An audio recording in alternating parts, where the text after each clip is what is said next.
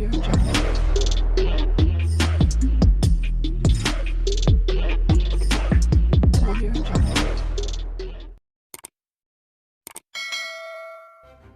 kasih kerana memilih channel ini. Sebelum kita mulakan video ini, sila pertimbangkan untuk menekan butang like, share dan subscribe dan aktifkan butang lonceng anda agar anda sentiasa mendapat info-info percuma pada setiap hari dari channel kami. Dan tinggalkan komen anda kerana komen anda amatlah dihargai.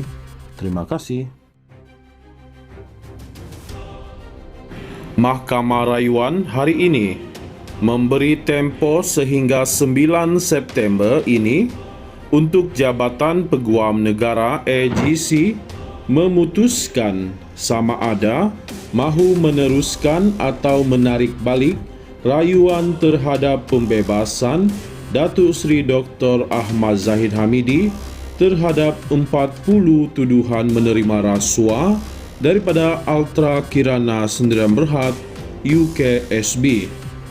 Panel 3 hakim yang dipengerusikan Datu Hadaria Syed Ismail yang bersidang bersama Datu Azman Abdullah dan Datu SM Komati Supia memutuskan tarik berkenaan kerana pihak pendakwaan masih berkira-kira sama ada menerima 2 representasi daripada Timbalan Perdana Menteri Datuk Seri Dr. Ahmad Zahid Hamidi itu atau sebaliknya.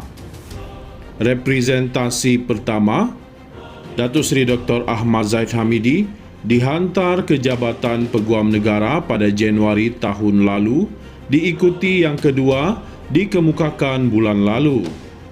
Hadaria berkata, beliau meluangkan masa beberapa hari untuk membaca rekod rayuan kes berkenaan yang voluminous atau terperinci.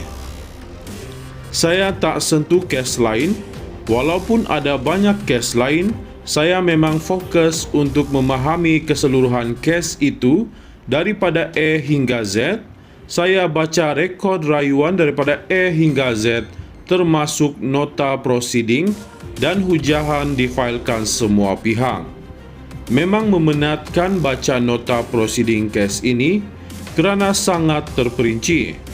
Pemeriksaan balas seorang saksi mengambil masa beberapa hari dan nota prosiding panjang bukan ratusan tetapi ribuan. Memang saya teliti dan tidak mahu cakap banyak.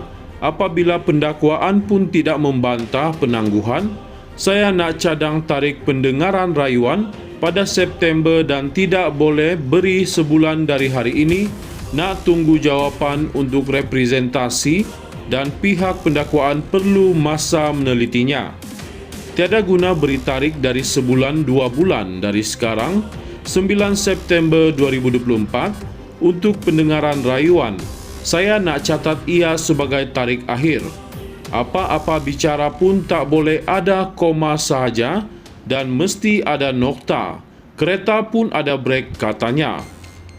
Terdahulu, Peguam Bela Ahmad Zahid Hamidi, Datuk Hisham Tepotek berkata representasi berkenaan yang dikemukakan kepada Jabatan Peguam Negara AGC pada Januari 2023 dan Februari lalu masih dipertimbangkan pihak pendakwaan. Anak guam juga perlu mempengerusikan mesyuarat Kementerian Kemajuan Desa dan Wilayah pada pagi ini, katanya. Seorang lagi peguam mewakili Ahmad Zahid Hamidi, Muhammad Noh, pula berkata pihaknya hanya menerima hujahan bertulis daripada pihak pendakwaan pada Khamis lalu selepas ia dimuat naik dalam sistem kehakiman. Kami mengambil langkah dan cuba membalas hujahan berkenaan dalam masa yang singkat. Kami juga menulis kepada mahkamah berkenaan perkara itu. Perlu masa yang singkat untuk menjawab hujahan pihak pendakwaan yang panjang dan memerlukan kajian sangat menyeluruh yang menyentuh banyak isu yang tidak dihujakan di peringkat pendakwaan di Mahkamah Tinggi, katanya.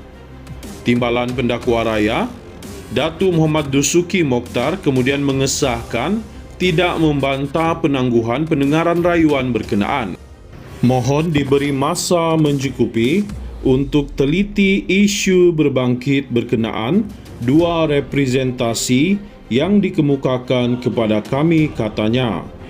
Pada 29 Disember 2022, pendakwaan memfailkan petisyen rayuan terhadap keputusan Mahkamah Tinggi yang membebaskan Datuk Seri Dr. Ahmad Zahid Hamidi daripada 40 pertuduhan menerima rasuah daripada UKSB untuk menyambung kontrak visa luar negara VLN dan pusat sehenti OSC di China. Pendakwaan mengemukakan 14 alasan tertumpu kepada dapatan fakta dan undang-undang yang dibuat oleh Hakim Datuk Muhammad Yazid Mustafa terhadap persoalan sama ada berlakunya pemberian dan penerimaan wang secara rasuah dalam kes itu. Hakim itu didakwa terkilaf daripada segi fakta dan undang-undang apabila memutuskan pendakwaan gagal membuktikan kes prima facie dan gagal menilai secara menyeluruh keterangan bagi membuktikan setiap elemen kesalahan dihadapi Datuk Seri Dr. Ahmad Zahid Hamidi selepas dibebaskan pada 23 September 2022. Datuk Seri Dr. Ahmad Zahid Hamidi didakwa atas 33 pertuduhan menerima rasuah 13.56 juta Singapura dolar daripada UKSB untuk dirinya sebagai Menteri Dalam Negeri bagi melanjutkan kontrak syarikat itu sebagai OSC di China dan sistem VLN serta mengekalkan perjanjian kontraknya dengan Kementerian Dalam Negeri bagi pembekalan sistem bersepadu VLN. Bagi 7 pertuduhan lagi, pengurusi Barisan Nasional BN dan Presiden UMNO itu didakwa memperoleh untuk dirinya wang tunai 1.150.000 Singapura dolar dan RM 3.125 juta, 15.000 Swiss francs dan 15.000 Amerika Syarikat dolar daripada syarikat yang sama yang mengetahui mempunyai kaitan dengan tugas rasmi beliau.